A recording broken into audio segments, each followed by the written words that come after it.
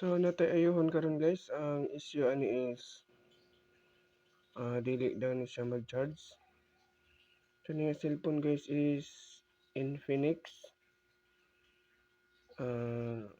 Ato siyang giilisan og charging port.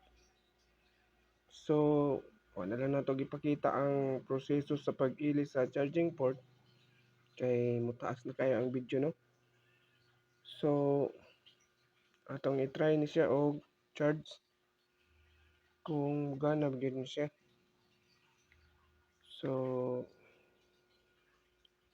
i-testing ni siya guys kung gana ni siya guys. Na charging indicator guys.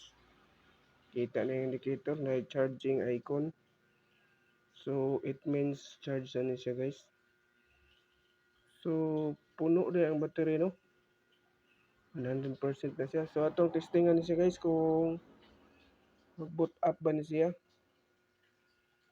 Atong i-open para masabtan na to kung mag-boot up ba ni iyang cellphone. Makita ba madto ba sa menu. So nanay logo sa Infinix guys. Nanay tatak Infinix. So ato lang huwaton nga moadto siya sa iyang menu. Para matestingan na to kung wala na ba siya laing issue.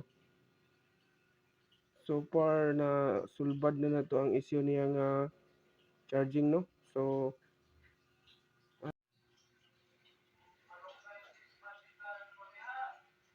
ay po. So ano, no, nakita na nato ang menu. So ato na siyang testingan guys kung okay ba ni siya. So far okay naman siya. Smooth yang touch. So balik na siya normal guys. Balik na sa normal ni.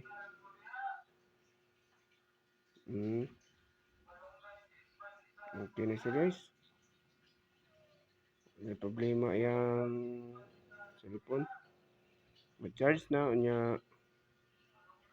Balik na siya normal. So, yun na ni. Okay na.